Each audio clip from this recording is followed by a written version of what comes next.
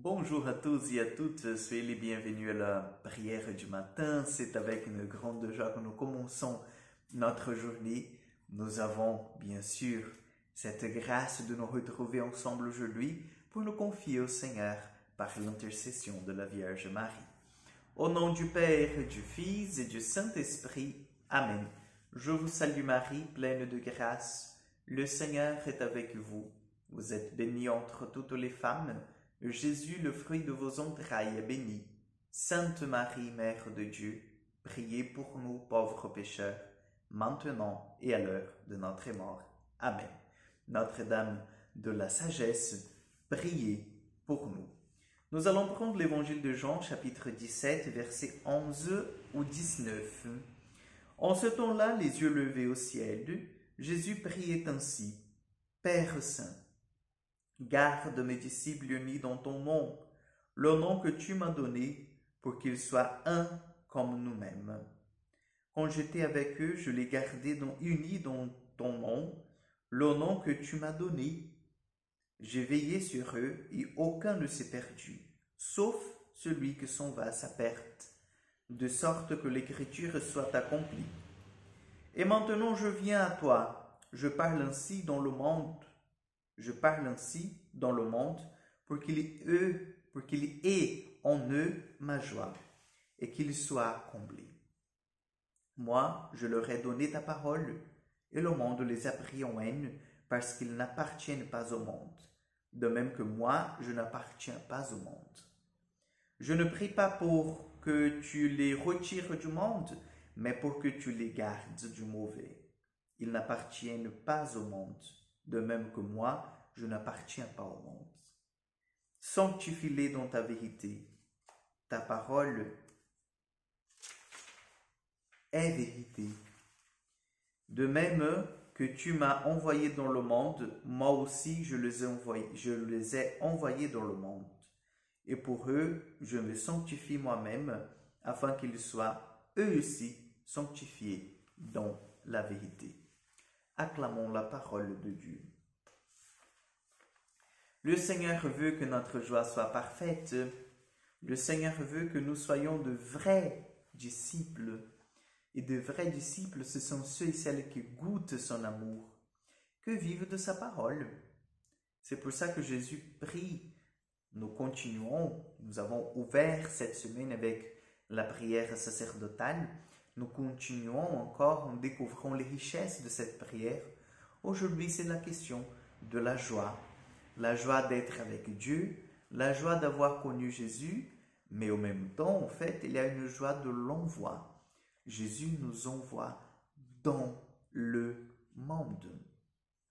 Oui, chers frères et sœurs, vous savez bien que le monde, chez l'évangile de Jean, il prend aussi un sens, en fait, de contradiction, c'est-à-dire d'ennemi de Dieu. Donc lorsque Jésus dit « je les envoie dans le monde », il dit « je vous envoie dans ce terrain hostile ».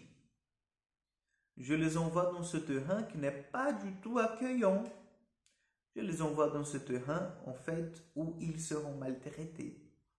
Mais c'est dans ce terrain qu'il faut qu'ils annoncent. C'est dans ce terrain-là qu'il faut qu'ils aient, en fait, ce souci de pouvoir annoncer que le royaume de Dieu est là. Et vous croyez que ça a changé depuis? Non. Nous sommes toujours dans un terrain hostile, nous sommes toujours dans un monde qui ne veut pas entendre les paroles de vérité de Jésus. Pourquoi, Père César, étant donné que Jésus était tellement bien, tellement bon? Parce que la vérité dérange. Parce que les gens aiment bien Jésus, le voient comme un idéal de vie, mais lorsque Jésus leur nous demande de changer, notre position, elle est toute une autre.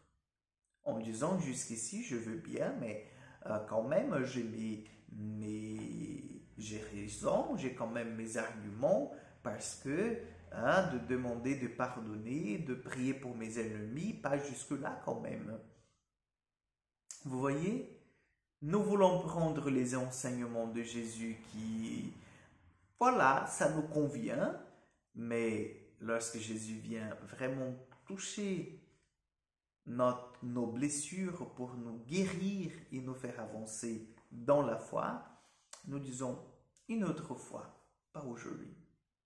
Et malheureusement, le monde, il a cette haine envers les disciples du Christ justement parce qu'ils viennent apporter la lumière sur les ténèbres.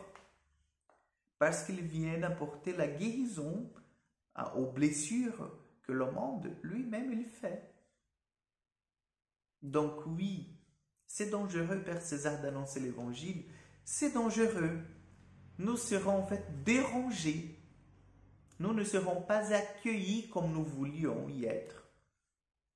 Il faut en fait vraiment concevoir toute une autre chose de la mission. Lorsque nous pensons que la mission du Christ, c'est quelque chose qui sera accepté pour tout le monde, non. Comme aussi le contraire. Lorsque nous pensons que la mission du Christ, elle est rejetée pour tout le monde, c'est pas vrai. Mais sachons bien que les deux côtés vont se tenir. Ceux qui accepteront le Christ, qui accepteront la lumière de la vérité et qui vont changer de chemin, de route, et ceux qui diront non, ceux qui vont même nous maltraiter. Donc, nous demandons au Seigneur aujourd'hui parce qu'à nous, c'est d'annoncer. Le Seigneur nous envoie en mission pour annoncer. Si nous serons bien accueillis, mal accueillis, c'est pas à nous, en fait, de juger ou de nous faire de soucis avec ça. Nous devons, nous, accomplir notre belle mission, c'est d'annoncer le Christ aux nations. Amen. Le Seigneur soit avec vous. Que Dieu Tout-Puissant vous bénisse et vous garde, le Père, le Fils et le Saint-Esprit. Amen. Bonne journée, que Dieu vous accompagne et à demain pour encore un moment de prière.